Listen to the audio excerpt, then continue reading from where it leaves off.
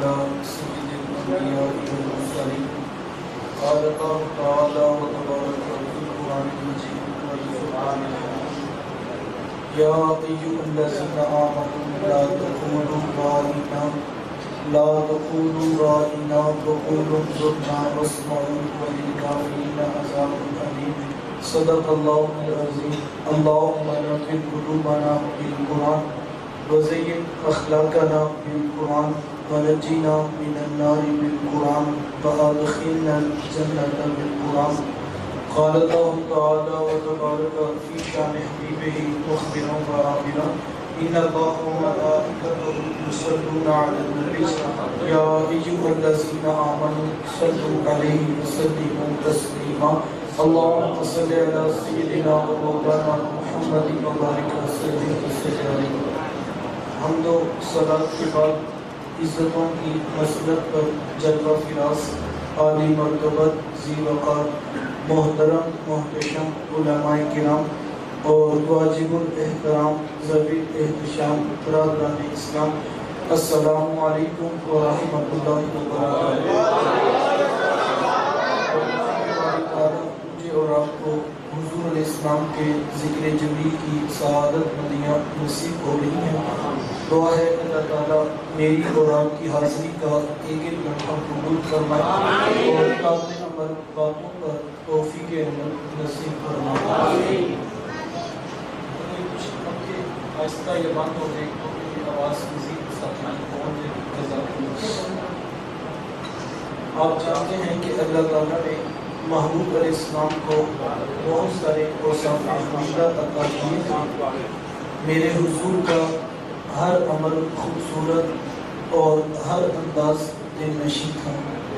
من جملہ اوصاف میں جو ایک خاص بس محبوب علیہ السلام کو عطا کیا گیا وہ یہ تھا کہ میرے حضور کو انداز تکلم کا خاص ملکہ عطا کیا گیا. جب میرے حضور گفتگو ارشاد فرمایا کرتے تو لفظ ہوا میں بعد میں تحلیل ہوتے من میں چراغاہ پہلے ہو جاتا. گفتگو کے بڑے انداز ہوتے بات کرنے والوں کے بڑے بڑے انداز آپ نے سنے ہوں گے لیکن جو انداز میرے محبوب کو عطا کیا گیا تھا وہ کائنات میں اور کسی کو نصیب نہیں ہوا. میرے حضور جب گفتگو ارشاد فرماتے تو انداز کیا ہوتا. میرے حضور جب گفتگو ارشاد فرماتے تو لہجہ دھیما ہوتا اور ٹھہر ٹھہر کر گفتگو ارشاد فرماتے. ام المومنین حضرت عائشہ صدیقہ رضی اللہ تعالی عنہا سے کسی نے پوچھا کہ حضور کا انداز تکلم کیسا تھا تو ام المومنین فرمانے لگی کیا پوچھتے ہو کہ میرے حضور اتنی ٹھہر ٹھہر کر گفتگو ارشاد فرماتی ہیں دوران گفتگو اگر کوئی میرے محبوب کے لفظوں کو گننا چاہتا تو وہ گن سکتا تھا. آہستہ آہستہ کلام ارشاد کرنا اور پھر گفتگو کا ایک انداز یہ ہوا کرتا کہ حضور کی گفتگو میں لفظ تھوڑے ہوتے معانی اور مفاہیم زیادہ ہوتے. ہماری طرح نہیں کہ ہم 3 گھنٹے خطاب کریں اور بعد میں لوگ کہتے ہیں کہ یہ والی بات تو آپ نے بیان کی نہیں تھی, اگر آپ یہ بھی موضوع میں شامل کر لیتے تو موضوع ذرا جامع ہو جاتا. ہمیں 3 گھنٹے کے بعد بھی موضوع نشنا نظر آتا ہے لیکن میرے حضور کے گفتگو کا انداز یہ ہوتا اللہ اکبر لفظ کی تاریں بنا کر حضور کے سامنے اور لفظ بھی جو ہے وہ انتظار کر رہے ہوتے کاش کے پہلے ہماری باری اور حضور کا کلام اتنا مختصر اور جامع ہوتا کہ لفظ تھوڑے ہوتے معانی اور مفاہیم زیادہ ہوتے. اس کی ایک مثال کتنا بڑا سوال ہے کہ نجات کس شخص کو ملے گی, یہ بہت بڑا سوال ہے. اس پر لوگوں نے ضخیم کتابیں لکھی, علماء نے اور مصنفین نے اس سوال کے جواب میں بہت کچھ لکھا. ہر شخص چاہتا ہے مجھے نجات ملے اور اس کا ایک پورا روٹ پلان اور پورا ایک منصوبہ بندی جو ہے وہ بیان کرتے ہیں کہ اس طرح جو ہے نجات مل جائے. کتنا بڑا سوال ہے کہ نجات کس سے ملے گی. لیکن میرے حضور کا جواب سنیے، من صامت نجا، فرمایا جو خاموش رہا وہ نجات پا گیا۔ اور دو لفظوں کے اندر، دو جملوں کے اندر بات کو سمو کے رکھا۔ کسی دور میں کسی شہزادے نے مکتب میں بیٹھ کر اپنے استاد سے یہ حدیث پڑھی، من صامت نجا، جو خاموش رہا وہ نجات پا گیا۔ تو دل میں خیال آیا کہ چلو آج اسی حدیث پر عمل کرتا ہوں، اب قصداً خاموشی اختیار کرتا۔ گھر آیا تو بادشاہ نے سوال کیا تو جواب نہ دیا۔ 2 3 4 دن گزر گئے کہ شہزادہ مسلسل خاموشی اختیار کیا۔ بادشاہ کو تشویش ہوئی کہ کون سی بیماری لگ گئی ہے، مختلف حکاماں کو بلایا، علاج معالجے کی ترتیب دی، لیکن افاقہ نہ ہوا۔ دور دراز سے ایک حکیم آیا اور اس نے آ کر تشخیص یہ کی کہ شاید کہ دماغ میں خشکی ہو گئی، صبح کے وقت جو ہے وہ سیر کے لیے بھیجا تھا۔ اب حکومتی شکاری بادشاہ کے بیٹے کے ساتھ، شہزادے کے ساتھ جاتے اور صبح کے وقت جنگل میں سیر کی جاتی۔ شام کو بادشاہ رپورٹ مانگتا تو جواب نفی کرتا۔ ایک دن شہزادہ شکاریوں کے ساتھ جا رہا تھا کہ برگد کے گھنے درخت پر ایک شکاری نے خوب شکار کو ٹٹولا، لیکن اسے کچھ نظر نہ آیا۔ جب آگے بڑھنے لگا ایک فاختہ کے بولنے کی آواز آئی۔ شکاری واپس پلٹا، تاک کر تیر مارا، تیر ایسے نشانے پہ لگا کہ پھڑکتی ہوئی فاختہ آ کے قدموں میں گر۔ شہزادے نے اپنی منظر آنکھوں سے جب یہ دیکھا، بے ساختہ زبان سے نکلا، صدقت یا رسول اللہ، یا رسول اللہ آپ نے سچ کہا تھا، جب تک چپ بیٹھی تھی نجات پہ بیٹھی تھی، اور جیسے ہی بولی تو زندگی سے بازی حاصل۔ اللہ اکبر۔ یار انسان تو انسان ہے، میرے حضور کی سند ہے، کوئی جانور ہو کر بھی رسول کریم کے جملے پہ عمل کرے اس کو نجات کی ضمانت۔ سلام نہ کروں آمنہ کے لال کے جملوں کہ انسان تو انسان ہے، جانور ہو کر بھی کوئی عمل کرے گا تو اس کو نجات کی ضمانت۔ اب یہ شام کو جو ہے وہ بادشاہ کو رپورٹ پیش کی گئی کہ اس طرح واقعہ ہوا، اور اتنے جملے ہم نے خود جو ہے وہ شہزادے کی زبان سے سنے۔ بادشاہ کو ساری کہانی سمجھ آ گئی کہ قصداً خاموشی اختیار کیا، بیماری ہوئی۔ اس نے فوراً جلاد کو بلایا اور کہا اس کو الٹا لٹکا کر اتنے کوڑے مارو کہ اسے پتہ لگے کہ بادشاہوں کے بیٹوں کے یہ ناز و نخرے زیب نہیں ہیں۔ پوری حکومتی مشینری پریشان ہے، اس کے علاج معالجے کے لیے مختلف انداز اختیار کیے گئے، اور اس نے قصداً خاموشی اختیار کی۔ جب اس کو لٹکا کر اس کی نرم و نازک پشت پر کوڑا مارا گیا تو اس کی زبان سے پھر بے ساختہ نکلا، صدقت یا رسول اللہ، کیا سو ساختہ بولی تو وہ مانی گی، میں بولا تو میں۔ اللہ اکبر۔ یہ ہے حضور کے جملوں کی صداقت، لفظ تھوڑے مفاہیم زیادہ۔ اچھا پھر انداز تکلم میں ایک خاص بات یہ ہوا کرتی کہ جب میرے حضور گفتگو ارشاد فرماتے تو مجھے تو یہ سٹیج اور یہ اسپیکر اور مائک کی حاجت ہے، اور یہ سٹیج اس لیے لگایا جاتا ہے، اس کا مقصد یہ ہوتا ہے، کہا جاتا ہے کہ جب انسان گفتگو کرتا ہے تو اس کی باڈی لینگویج کے بھی اثرات ہوتے ہیں، کچھ باتیں حرکات و سکنات سے بھی سمجھ آتی ہیں۔ تو یہ سٹیج اور یہ جو ہے منبر اور یہ کرسی اس لیے رکھی جاتی ہے کہ بات کرنے والا پیچھے والوں کو بھی دکھائے ہو، لیکن میرے حضور کو کسی سٹیج اور کسی کرسی کی بھی حاجت نہ ہوتی۔ اللہ کیوں نہ ہوتی بھائی؟ ہزاروں کا مجمع ہوتا، بڑے بڑے اونچے قد والے لوگ بھی موجود ہوتے، لیکن میرے حضور کے کندھے لوگوں کے سروں سے اونچے دکھائی دیتے۔ یہ حق ہے ان کے عروج کی، بالغل اولا بے کمال، اور حضور کا قد اونچا تھا، اللہ اکبر، ویسے درمیانی قد تھا، لیکن یہ حضور کا معجزہ نور تھا کہ ہزاروں لوگ ہوتے، بڑے بڑے اونچے قد والے، لیکن حضور کے کندھے لوگوں کے سروں سے اونچے دکھائی دیتے۔ اچھا حضور کا قد اتنا اونچا تھا، ایک مختصر بات آپ کے ذوق کے لیے سنانا چاہوں گا۔ آپ جانتے ہیں کہ جب فتح مکہ ہوا تو آقا کریم علیہ السلام کے لیے بڑا خوشی کا دن تھا، اور مکہ المکرمہ میں میرے حضور فاتح مکہ بن کر داخل ہوئے۔ اس وقت عام معافی کا اعلان کر دیا، اور جب حضور علیہ السلام کعبہ اللہ میں داخل ہونے لگے تو یہ بڑا اہم موقع تھا۔ اچھا اس اہم موقع میں میرے حضور کے ساتھ کون تھا جو کعبہ اللہ میں داخل ہو رہا تھا؟ کیا وہ کوئی ہاشمی سردار تھا؟ جواب نفی۔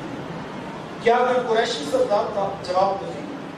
کیا کوئی مدینے کا بہت بڑا سوداگر اور تاجر تھا؟ جواب نفی۔ تو پھر کون تھا جو حضور کے ساتھ کعبہ اللہ میں داخل ہو رہا تھا؟ آپ تاریخ اٹھائیں، میرے حضور کے دائیں ہاتھ میں جناب بلال کا ہاتھ تھا۔ یہ عملی طور پر اعلان کیا جا رہا تھا، لوگوں آج غلاموں کی بھی فتح کا دن ہے، آج سے غلام بھی کعبہ اللہ میں داخل ہو سکتے ہیں۔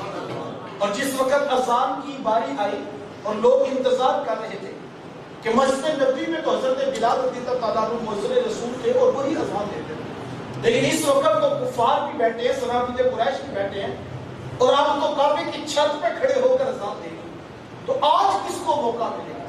لوگ انتظار کر رہے تھے کہ میرے حضور نے جب نام دیا تو حضور میں لوگوں انتظار کیا کر رہے ہو، ذرا آج کھڑا کرو نا میرے بلال کو کعبے کی چھت۔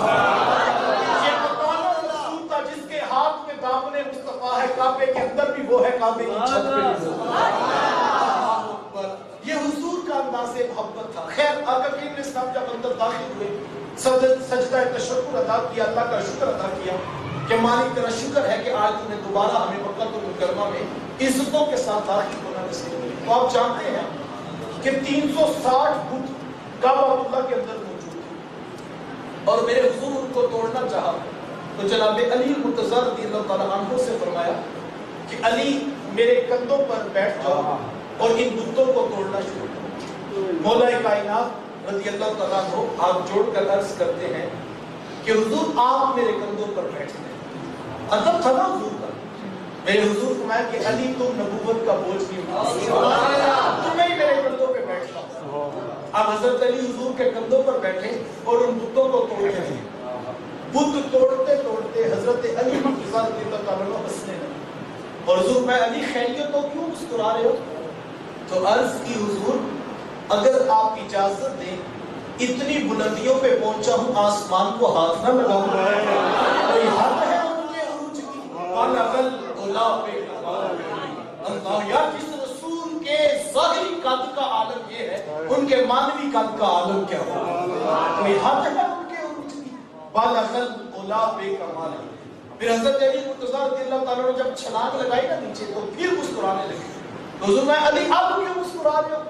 عرض کی حضور حیرت اس بات کی ہے اتنی بلندیوں سے چھلانگ لگائی اور مجھے ہوا بھی کچھ نہیں۔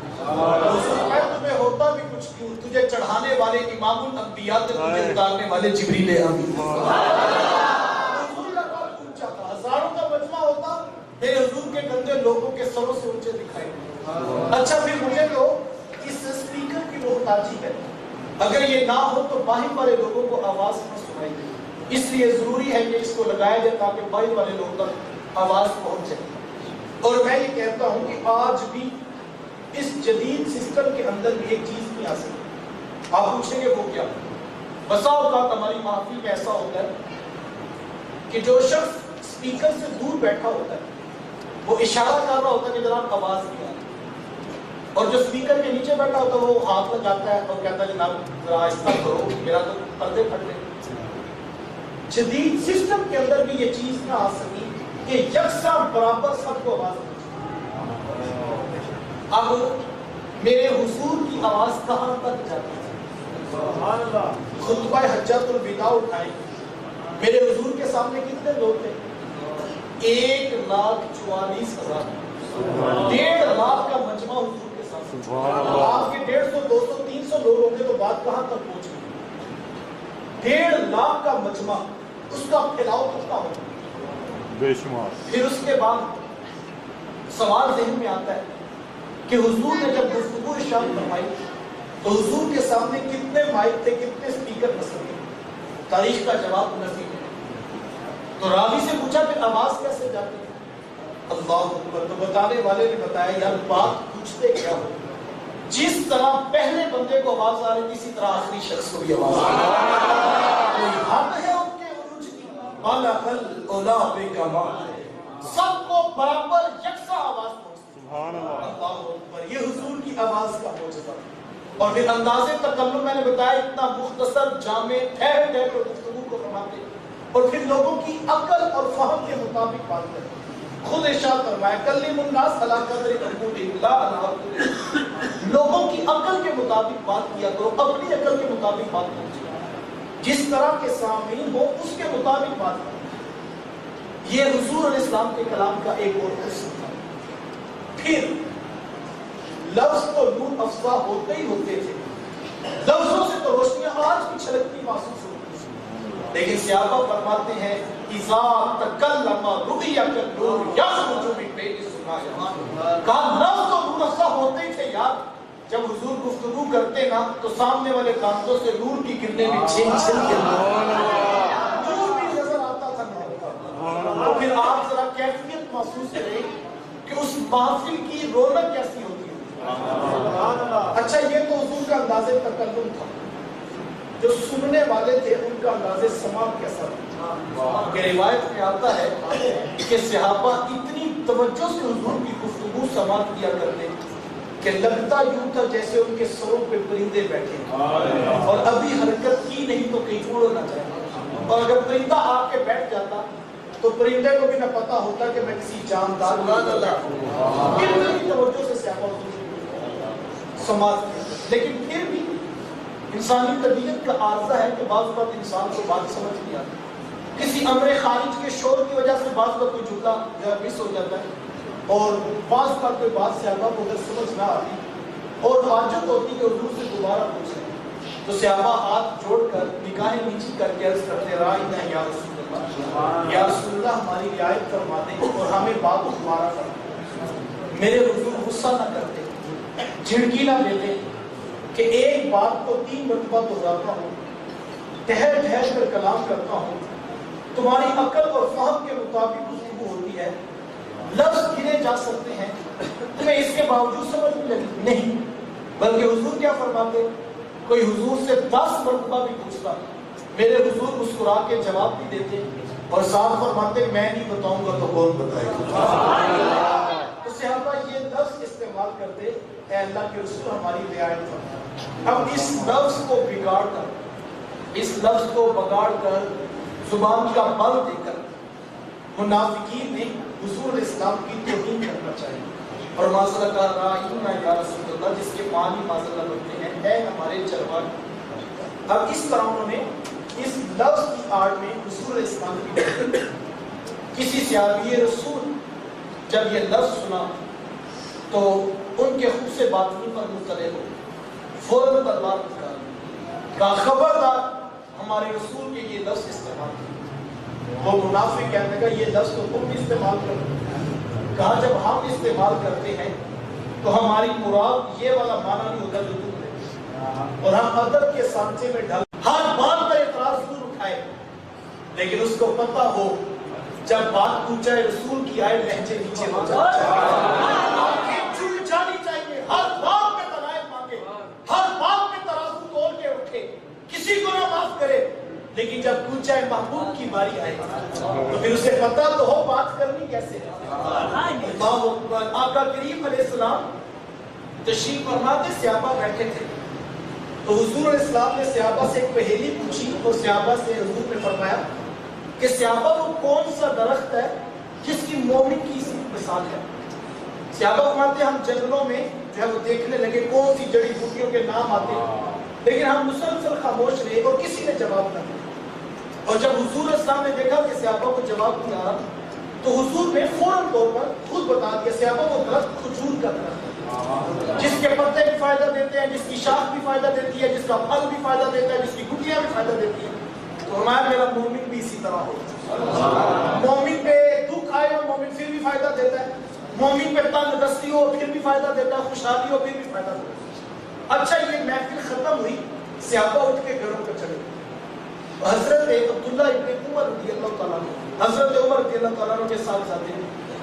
وہ گھر میں پہنچے اور اپنے ابا جی سے پتہ کیا کہتے ہیں، عرض کرتے ابا جی آج محفل میں حضور نے پہیلی پوچھی تھی نا؟ تو کہا ہاں بیٹا حضور نے سوال کیا. تو کہا پھر کسی کو جواب نہیں آیا؟ تو کہا ہاں بیٹا جواب تو اس وقت کسی کو نہیں آیا.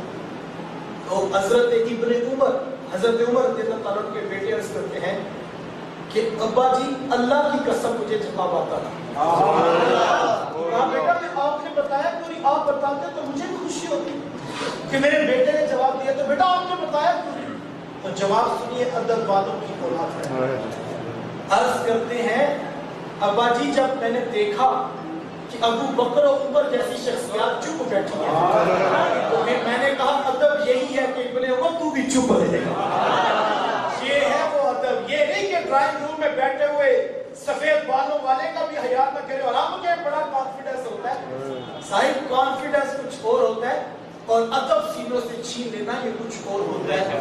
اپنی اولادوں کو یہ کائنات یہ خیرات ضرور دیں کہ اپنی اولادوں کو یہ بتائیں کہ بیٹا دین ادب کا نام ہے. کسی نے حضرت عباس رضی اللہ تعالیٰ عنہ سے پوچھا تھا کہ یہ بتائیں کہ آپ بڑے ہیں یا حضور بڑے ہیں, اور پوچھنے والے نے تو عمر کے بارے میں سوال کیا تھا کہ کس کی عمر زیادہ ہے, آپ بڑے ہیں یا اللہ کے رسول بڑے ہیں. بتا حضرت عباس رضی اللہ تعالیٰ عنہ نے کیا کہا بیٹا جہاں تک بڑے ہونے کی بات ہے تو بڑے تو اللہ کے رسول ہیں, زیادہ زندگی کے دن میں نے گزارے. یہ نہیں کہا کہ میں بڑا ہوں, کیونکہ حضور کا ادب ایک لمحے کے لیے خود کو یہ نہ کہا کہ میں حضور سے بڑا ہوں, ہم نے اپنے بڑوں سے سنا ہے صرف اللہ ان سے بڑا. یہ مزاج اپنی اولادوں کو دے, ادب اپنی اولادوں کو سکھائیں. اور ہم نے دیکھا جن بچوں کو یہ ادب کی دولت یہ دین کی خیرات گھروں سے نہیں ملتی, وہ پھر یونیورسٹی کے پروفیسر سے دین دیتے ہیں, اور پھر جیسا پروفیسر جیسا ٹی وی چینل چڑھے گا ویسا ہی علاقہ آتا چلا جائے گا. اپنے گھروں کی طرف رخ کریں. میرے شیخ طریقت فرمایا کرتے ہیں بیٹا کوئی چیز پرانی ہو جائے تو نئی چیز لے لیا کرو. کیوں؟ اس لیے کہ نئی چیز پہ جدت بھی ہے, نئی چیز پہ سہولت بھی ہے, نئی چیز کے فائدے بھی زیادہ ہیں. تو بیٹا کوئی چیز پرانی ہو جائے وہ نئی لے لیا کرو, لیکن دین جتنا پرانا ہوگا اتنا گنبد خضرا کے وکیل کے قدموں کے دین ہم نے نیا نہیں لینا. کوئی ٹائی پہن کر آ جائے, کوئی انگلش کے 4 لفظ لے کر آ جائے, کوئی چینل پر آ کر بیٹھ جائے, دین ہمیں وہی چاہیے جو خواجہ معین الدین چشتی اجمیری نے کہا. دین وہی چاہیے جو داتا گنج بخش علی حجویری نے کہا. دین وہی چاہیے جو بایزید بستامی نے کہا ہے. دین وہی چاہیے جو خواجہ معین الدین چشتی اجمیری نے کہا. دین وہی چاہیے جو امام احمد رضا خان فاضل بریلوی نے کہا. دین پرانا ہی اچھا ہے. آئیں اس دین کی خیرات اپنی اولادوں کو دیں. میں تو کہتا ہوں صحابہ تو صحابہ ہیں, اہل حضور تو حضور ہیں, اصحاب رسول تو اصحاب رسول ہیں, اہل بیت رسول تو اہل بیت رسول ہیں. اس پورے مفہوم کو اگر 45 منٹ کی بات کو میں 2 جملوں میں سمجھانا چاہوں تو یہ پورا دین اس میں کسی نے بیان کیا ہے. شعر تو سادہ سا ہے لیکن مفہوم بہت بڑا ہے. اس نے کہا کہ سرے اس خاک کے تابندہ ستارے ہوں گے, سرے اس خاک کے تابندہ ستارے ہوں گے جس جگہ آپ نے نالین اتارے ہوں گے.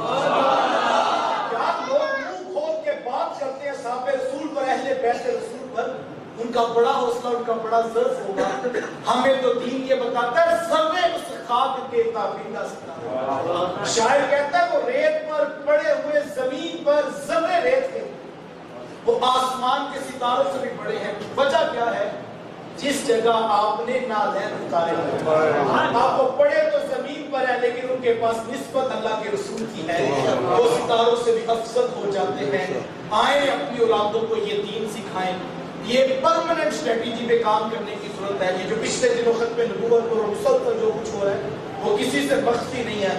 ایک تو وہ حل ہے جو ہمارے اکابر بڑے بزرگ سوچ رہے ہیں اور وہ کر رہے ہیں, لیکن یہ دوسرا جو حل میں آپ کے سامنے رکھا ہے یہ کب ہے کہ ہم اپنے حصے کا کام ادا کریں اور اپنی اولادوں کو ادب سکھائیں, اپنی اولادوں کو دین سکھائیں. جب ہماری اولادیں دیندار ہوں گی وہ کسی سے جو ہے وہ بے ادبی والا دین قبول بھی نہیں کریں گی. یہ ہمارے کرنے کا کام ہے. میں ایک دعوت دے کر آپ سے اجازت چاہوں گا. ادارت المصطفیٰ انٹرنیشنل اللہ کی توفیق سے میرے استاذ مکرم اللہ 2 رکعتیں ادا کی جا چکی ہیں, ابھی 2 رکعتیں باقی ہیں. دل اقدس میں خیال آتا ہے کتنا اچھا ہو کہ آج کی بلا بدل دیا جائے. ادھر خیال آتا ہے ادھر رب کا پیغام آ جاتا ہے کہ محبوب اگر پروگرام بن گیا ہے تو پھر دیر کاہے کی کرتے ہو, بھی رخ دیر دو. مالک تیری نماز تو پوری ہو رہی. کہا نہیں محبوب ہماری نماز بعد میں پوری ہوگی, پہلے تیری مرضی پوری ہوگی. می وریا کستوریاں دا جد یار کو چوڑیاں زلفاں, می وریا کستوریاں खुशियां दा जद यार में जोड़ियां जुल्फा ते साईं किबला ओदे बने जिधर यार ने मोड़ियां जुल्फा। लोग कहते हैं उनके चाहने से क्या होता है, अल्लाह मैं कहता हूँ कायनात में कुछ होता ही नहीं जब तक मेरे महबूब न चाहते। पूरी कायनात तो उनके इशारे अबू पे रखी है। वो मुस्कुरा के सूरज को देखने सूरज पलट के असर के वक्त पे आ जाता है। वो चांद की तरफ उंगली का इशारा करे चांद टुकड़े होके कदमों में सलामियां देता है। अल्लाह अकबर। हुजूर अलैहिस्सलाम आराम फरमा रहे थे किसी सफर से, तो आका करीम अलैहिस्सलाम के पास एक सहाबी खड़े थे और उन्होंने जो है वो देखा कि जो करीब तरीन एक दरख्त था उसने अपनी शाखों को यूं झटका दिया और जड़ों के समेत जमीन से बाहर निकला और जड़ों के ऊपर चलता चलता हुजूर के पास आकर खड़ा हो। सहाबी एकदम हैरत हुआ कि दरख्त भी भला कभी चलते हैं, लेकिन जब अपनी मंजर आंखों से देखा और वो दरख्त हुजूर के कदमों में आके खड़ा हुआ और फिर थोड़ी देर के बाद वापस चला गया। आका करीम अलैहिस्सलाम जब नींद से बेदार हुए तो सहाबी रसूल अर्ज करते हैं हुजूर वो जो दरख्त नहीं है? हुजूर ने हाँ। तो अर्ज की हुजूर अभी थोड़ी देर पहले वो जड़ों के बलबोते पे चलता हुआ आपके पास आया था और यहाँ पर कुछ देर खड़ा रहा और फिर वापस चला गया। हुजूर वो यहाँ पर क्यों आया था? मेरे हुजूर ये नहीं कहते कि सोया तो मैं था जाग तो तुम रहे थे, मुझे क्या पता वो क्यों आया था, बल्कि हुजूर फरमाते हैं आज हम उसके नेड़े आए थे और उसने रब से इजाजत मांगी थी कि महबूब नेड़े आया है जरा इजाजत देना सलामी तो पेश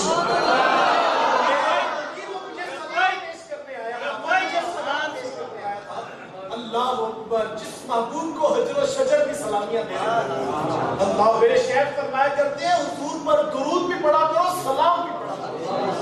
क्यों पढ़ा करो? अल्लाह अकबर। शेर तो सादा सा है लेकिन मफहूम बहुत बड़ा है। उसने कहा दुरूद पढ़ने से सवाब मिलता है, दुरूद पढ़ने से सवाब मिलता है, सलाम पढ़ने से जवाब मिलता है। वजीफा सिखाओ, दुरूद भी पढ़े सलाम भी पढ़े। और एक दिन मेरे शेख फरमाने के बेटा कोई सलाम पढ़ता हो तो उसे ना रोका, क्योंकि रब ने खुद कहा है कि दुरूद भी पढ़ो सलाम भी पढ़ो, कुरान में कहा। और आपने साथ में ये कंडीशन ही लगाई खड़े होकर पढ़ो बैठ के पढ़ो। कहा कोई खड़े होकर पढ़ता तो उसको भी पढ़ने दो, कोई बैठ के पढ़ता उसको पढ़ने दो, कोई लेट के पढ़ता उसको पढ़ने दो, कोई दाईं करवट पे पढ़ता उसको पढ़ने दो, कोई छोटा पढ़ता उसको पढ़ने दो, कोई अज़ान से पहले पढ़ता उसे पढ़ने दो, कोई अज़ान के बाद पढ़ता उसे पढ़ने दो। सलाम पढ़ने से ना रोको। अल्लाह पूछा हुजूर इसकी हिकमत क्या है? तो मेरे शेख फरमाने लगे कि बेटा ये सादा सा मोहब्बत का ज़ाब्ता है कि तुम रोजाना किसी गली से गुजरते हो और तुम्हें कोई बच्चा सलाम करे, एक दिन दो दिन तीन दिन, चौथे दिन तुम भी बाइक से ब्रेक लगा कर उसे पास करोगे और कहोगे बेटा तुम किसके बेटे हो, सामने मुझे सलाम करते हो। तो कहा ये तो हमारी मोहब्बत भी कहती है कि एक दिन उनके पूछना चाहिए भाई तुम किसके बेटे हो। कहा औलाद को आदत डाल दो, सुबह भी सलाम करें शाम भी सलाम करें, कभी तो होगा ना हुजूर पूछेंगे ये किसका पुत्र है, शाम मुझे सलामियां भेजता इसका नाम भी तो बताओ ना। और अगर हुजूर की बारगाह में औलाद का नाम आ गया, बाप का औलाद का नाम आ गया तो फिर तो काम बन गया। तो दुरूद भी पढ़ो सलाम भी पढ़ो, अज़मतों की कहानियां, हुजूर के अदब की कहानियां। और सहाबा ने अपने बच्चों को यही सिखाया था। सहाबी का नाम है हजरत इब्ने अब्बास रज़ियल्लाहु अन्हु। ये छोटे बच्चे थे और एक दिन हुजूर अलैहिस्सलाम के घर में दाखिल हुए और आका करीम अलैहिस्सलाम नमाज अता फरमा रहे थे। इन्होंने मौका गनीमत जाना और ये हुजूर के पीछे जाके खड़े हुए। दौरान नमाज हुजूर अलैहिस्सलाम इनको पास किया और अपने साथ खड़ा किया। ये दौरान नमाज की कदम घसीटते हुए पीछे आकर खड़े हुए। जब नमाज मुकम्मल हुई तो हुजूर इनको करीब गए, छोटे बच्चे थे, हुजूर ने करीब किया और हुजूर फरमाया है बेटे इब्ने अब्बास जब मैंने तुम्हें अपने साथ खड़ा किया था तो तुम पीछे क्यों चले? तो जवाब सुनिए हजरत इब्ने अब्बास रज़ियल्लाहु तआला अन्हु तो अर्ज करते हैं मेरे हुजूर जी आप तो अल्लाह के रसूल हैं, आपके साथ खड़े होकर नमाज तो नहीं ना पढ़ सकते यार, बाप ने घर से समझा के तो नहीं भेजा था? अगर तुम हुजूर के घर जाओ, हुजूर नमाज पढ़ रहे हो, हुजूर तुम्हें साथ खड़ा करे, तुम पीछे आ जाना। बच्चे ने इतनी जल्दी खुद फैसला किया। बच्चे के दिल ने बताया होगा جن کے وضو کا پانی باپ بھی گرنے نہیں دیتے، جو ان کے ساتھ کھڑے ہو کے یہ وہ ادب ہے جو ہم نے اپنی غلاموں کو سکھانا ہے۔ بعض لوگ بڑے خوش ہوتے ہیں اور کہتے جی ہمارے بچے کا جو ہے وہ مائنڈ بڑا براڈ ہے، اور وہ جناب سوال کرتا ہے، وہ نہیں دیکھتا چھوٹا کون ہے اور بڑا کون ہے، اس کا کانفیڈنس لیول بہت ہے، ہم خوش ہو رہے۔ وہ جی اس میں اسلام آباد یونیورسٹی میں پڑھتا ہے تو وہ نہیں دیکھتا، وہ سوال کر لیتا ہے۔ سوال ضرور پوچھے، دلائل ضرور پوچھے، میں جو ہے وہ فون سے عرض کرتے ہیں۔ وہ منافق کہنے لگا یہ کیا بات ہے، تم کہو تو توحید نہیں ہے، ہم کہیں تو توحید نہیں۔ اب صحابی رسول نے دوڑ لگائی کہ میں جا کر حضور سے عرض کرتا ہوں کہ حضور مسلمانوں کو بھی منع کر دیں کہ آج کے بعد یہ لفظ نہیں بولنا۔ ابھی صحابی پہنچے نہیں تھے کہ جبریل امین حاضر ہیں، رب کا پیغام آ گیا، یا ایھا الذین آمنوا لا تقولوا راعنا، اے ایمان والو آج کے بعد تم نے بھی راعنا نہیں، یہ لفظ بین کر دیا گیا قیامت تک کے لیے۔ حضور علیہ السلام کے لیے کوئی لفظ استعمال یہ نہیں کر سکتا۔ یہاں ذہن میں سادہ سا فطرتی سا سوال آتا ہے کہ لفظ ٹھیک ہے، اس کا معنی ٹھیک ہے،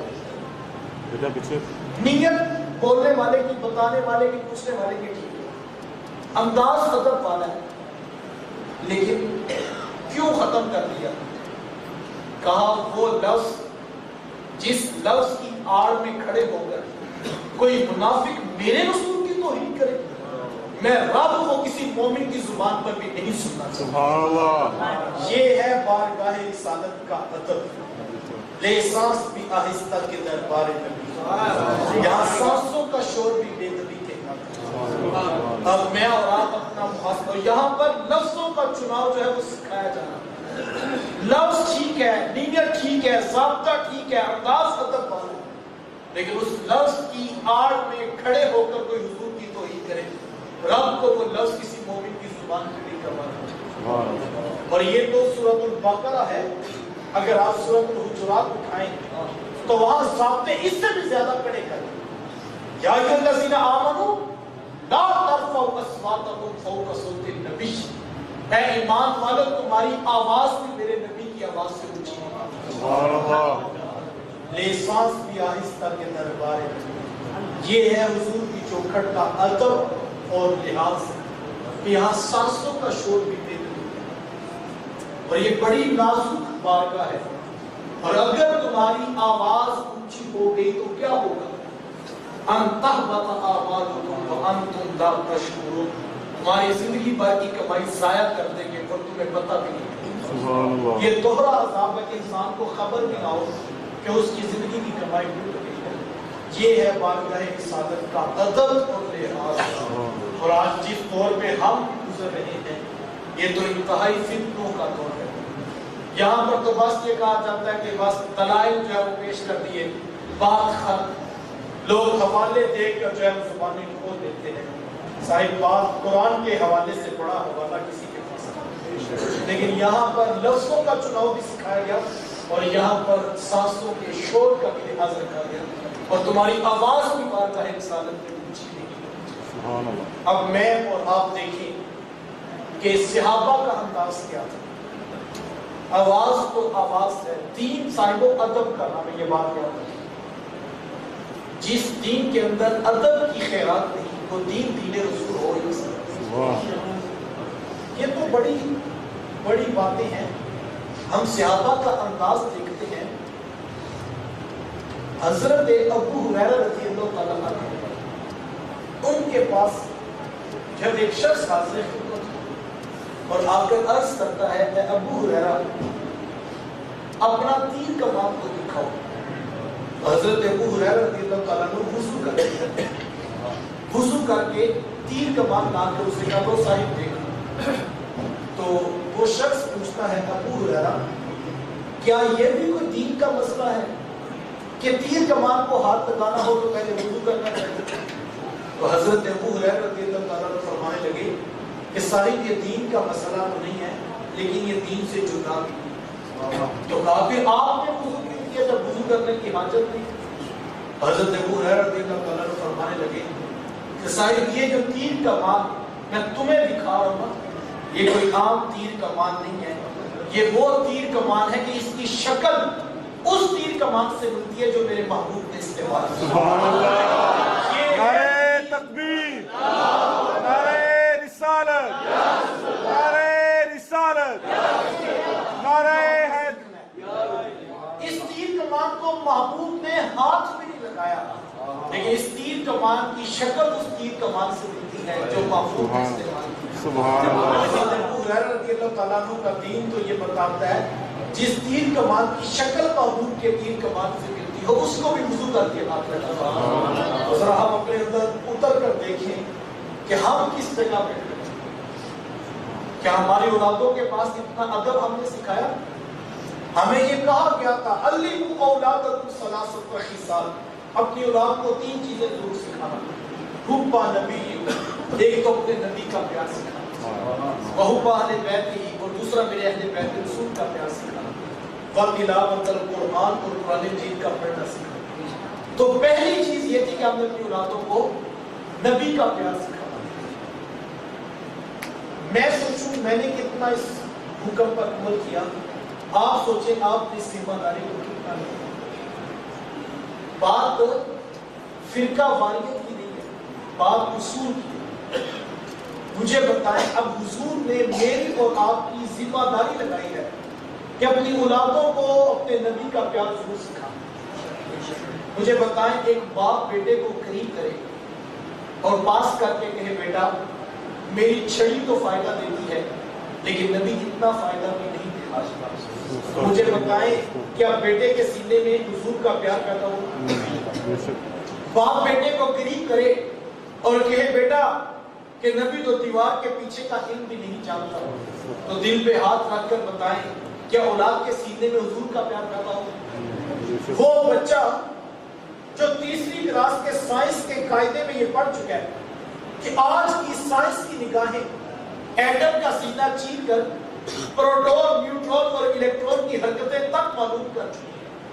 وہ بچہ جو یہ جانتا ہے کہ آج کی سائنس کی نگاہیں آنکھوں سے نہ نظر آنے والے بیکٹیریا کو ڈائگنوز کر چکی ہے. بیکٹیریا کا کون سا پارٹ کون سی بیماری کاز کرتا ہے، اس کے لیے کون سی میڈیسن چاہیے، آج کی سائنس کی نگاہیں دیکھ چکی ہے.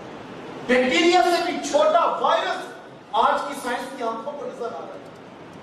تو وہ بچہ پوچھے گا نہیں کہ میری سائنس کا تو تیسری کلاس کا قاعدہ بتاتا ہے کہ جو آنکھوں سے نظر نہ آئے سائنس اس کو بھی دیکھتی ہے. وہ بچہ آپ سے سوال نہیں کرے گا کہ تم جس نبی کا تصور مجھے دے رہے ہو وہ تو دیوار کے پیچھے بھی نہیں جانتے، اور میں جو کتاب پڑھ رہا ہوں وہ تو سمندروں کی تہوں میں کتنے موتی موجود ہیں وہ آج سائنس کی نگاہیں دیکھ رہے ہیں. پہاڑ کی کوک پہ کون سا ایلیمنٹ کتنی مقدار میں موجود ہے آج سائنس کی نگاہیں پہاڑ کھودنے سے پہلے بتا دیں. کیا وہ بچہ پوچھے گا نہیں آپ سے کہ آج کی سائنس کی طاقت چاند کی چھاتی روندی جا چکی ہے، سورج کی انرجی کو کیپچر کر کے انسان اپنی ضرورت کے بروئے کار لا چکا ہے، ہواؤں کو مسخر جو ہے وہ آج کا سائنسدان کر چکا ہے. وہ بچہ آپ سے پوچھے گا نہیں کہ جو تصور آپ نبی کا دے رہے ہیں وہ تو دیوار کے پیچھے اور میری کتابیں تو اس سے اوپر کی کہانیاں بتا رہی ہیں. تو پھر بچوں کو بتانا پڑے گا کہ بیٹا یہ کسی نے اندھیرے میں بیٹھ کر لکھا ہے، فرق پھر کیا ہے، وہ پوچھے گا نا آپ سے. تو پھر بچوں کو یہ نہ بتاؤ وہ دیوار کے پیچھے کی کہانیاں نہیں جانتے، بتانا بیٹا یہ کسی نے دیوار کے پیچھے بیٹھ کے لکھا ہے اور کسی نے اندھیروں میں بیٹھ کر دیکھا ہے. رہی بات ان کی عظمت کی تو آج کے سائنسدان چاند پر جا کے فخر کر رہے ہیں اور ہمارے محبوب تو چاند کو قدموں میں بلا کے بھی فخر نہیں کر رہے. انہیں بتانا پڑے گا بیٹا وہ تو سورج کو مسکرا کے دیکھ لے، سورج پلٹ کے اثر کے وقت پہ آ جائے. وہ سڑیا کھجورا اگا جانتا ہے، وہ پتھروں کی کلمے پڑھا جانتا ہے، قطرے کو سمندر زمے کو ستارہ کرتے ہیں، وہ نین کو خم آ جاتا ہے جب ظلم سنوارا کرتے ہیں.